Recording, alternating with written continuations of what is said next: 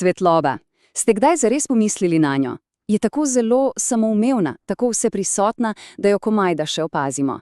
Ampak če pogledamo podrobneje, je celotna zgodovina človeštva v resnici zgodba o lovu na svetlobo. Nenehno prizadevanje, da bi jo ujeli, jo nadzorovali in, ja, na koncu tudi poustvarili. Pomislite, čisto vse, kar vidimo, kar zaznavamo in kar razumemo o svetu okoli nas, je odvisno od svetlobe. Naša celotna civilizacija, vsaka zgradba, vsaka umetnina je zgrajena na enem samem pradavnem cilju – podaljšati dan in pregnati temo. No, pa začnimo kar pri osnovah. Da bi sploh lahko razumeli ta naš lov, moramo najprej razumeti svetlobo samo. In najboljši začetek je tam zgoraj, na nebu, z dvema viroma, ki sta oblikovala naša življenja od samega začetka. In tukaj je ta ključna, res temeljna razlika. Na eni strani imamo Sonce, primarni vir. To je kot ogromna jedrska elektrarna na nebu, ki samo od sebe nenehno proizvaja svetlobo. In na drugi? Luna, sekundarni vir. Luna je pravzaprav le pasivno ogledalo. Ne ustvarja ničesar, samo odbija svetlobo, ki jo dobijo od Sonca. Ampak, veste, ta delitev na primarne in sekundarne vire je komajda praskanje po površju. Poglejmo si zdaj znanstvenikov komplet orodij, dva preprosta, a izjemno močna koncepta, s katerima lahko razvrstimo čisto vsak vir svetlobe, od najmanjše kresnice pa do najmočnejšega laserja. Ok, prva delitev je resnično preprosta. Je vir svetlobe nastal v naravi, brez nas, potem je naraven. Če pa smo ga ustvarili ljudje, da bi si podaljšali dan, no, potem je to umeten vir. Sonce proti žarnici. Čisto enostavno. No, ta druga delitev pa je malo bolj subtilna, a fascinantna.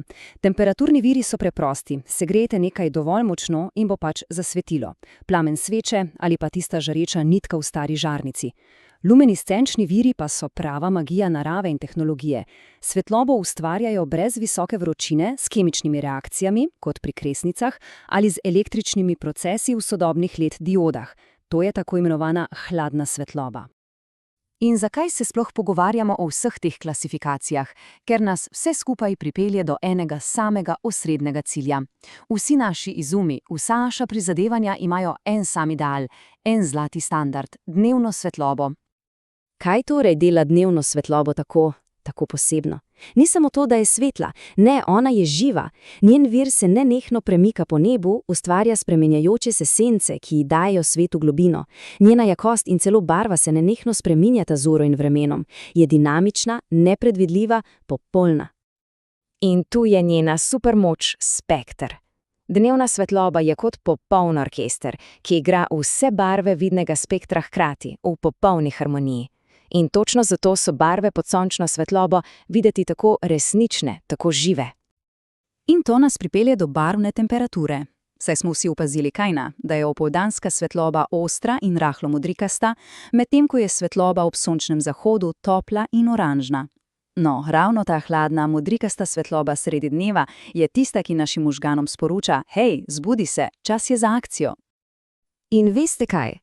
Vso to popolnost lahko dejansko strnemo v eno samo magično številko – 100. To je ocena indeksa barvne reprodukcije ali na kratko CRI za dnevno svetlobo, to je absolutni standard, s katerim merimo, kako dobro umetna luč prikazuje barve v primerjavi s Soncem. Torej, če pogledamo nazaj na celotno zgodovino, od prvega ognja, ki so ga zakorili naši predniki, pa vse do naprednih LED luči v naših domovih danes, je cilj vedno ostal isti – nekako ujeti sonce v steklenico. In s tem se začne naša zgodba o človeški iznajdljivosti. To neusmiljeno, tisočletja dolgo prizadevanje, da bi ukrotili noč in si podaljšali dan, tudi ko sonce že zdavnaj zajde. Poglejte to časovnico. Razkriva nekaj res osupljivega. Skoraj 500 milijona let smo bili odvisni samo od ognja, potem pa tisočletja od preprostih oljank. Inovacije so bile neverjetno redke in počasne. In potem, bum, v zadnjih 200 letih se je zgodila prava eksplozija tehnologije. Pa pojdimo na začetek. Predstavljamo si tole. Preprosta vdolbina v kamnu, napolnjena z živalsko maščobo in stenjem iz mahu. To ni bila le luč, to je bilo preživetje, to je bila vrhunska tehnologija za več 10 000 let. Sveče. Morda se zdijo preproste, a so bile revolucija v nadzoru. Nenadoma vir svetlobe ni bil več samo vir svetlobe, ampak je postal predvidljiv in prenosljiv. Prvič v zgodovini je bilo mogoče svetlobo enostavno prenašati iz sobe v sobo. To je popolnoma spremenilo način življenja po sončnem zahodu. Preskok v industrijsko dobo pa je prenesel plin. In to ni bila več samo luč za dom, ampak za celotna mesta. Prvič v zgodovini človeštva so bile ulice po noči varne in osvetljene. To je bila resnična revolucija. In končno, izum, ki je definiral moderno dobo. Žarnica. Brez ognja, brez dima, brez nevarnosti. Samo en preprost pritisk na stikalo, ki je v domove prineslo močno, čisto in zanesljivo svetlobo. Naš ritem življenja se je zavedno spremenil. Po tej neverjetno dolgi poti, od prvega ognja pa do žarnice, smo končno prispeli v današnji čas. In vprašanje je, kaj je naš cilj sedaj, ko imamo svetlobo na dosegu roke? Kar nas pripelje do ključnega vprašanja. Po vseh teh tisočletjih, po vsem tem neverjetnem napredku, kaj sploh še hočemo doseči? Kaj je končni cilj razsvetljave danes?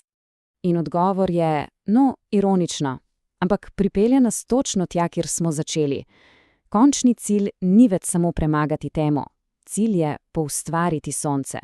Ustvariti umetno svetlobo, ki bo imela enak popolnen spekter, enako spreminjajočo se barvno temperaturo in enak dinamični ritem kot dnevna svetloba, na katero smo evolucijsko popolnoma prilagojeni. In tako se naša zgodba v lovu na svetlobo počasi zaključuje. Usvojili smo noč, jo spremenili v dan. To je brez dvoma neverjeten človeški dosežek. Vendar se ob tem poraja vprašanje. Ko smo v svoje domove pripeljali umetno sonce in premagali temo, ali smo morda v tem procesu pozabili na lepoto in pomen prave teme in zvezd.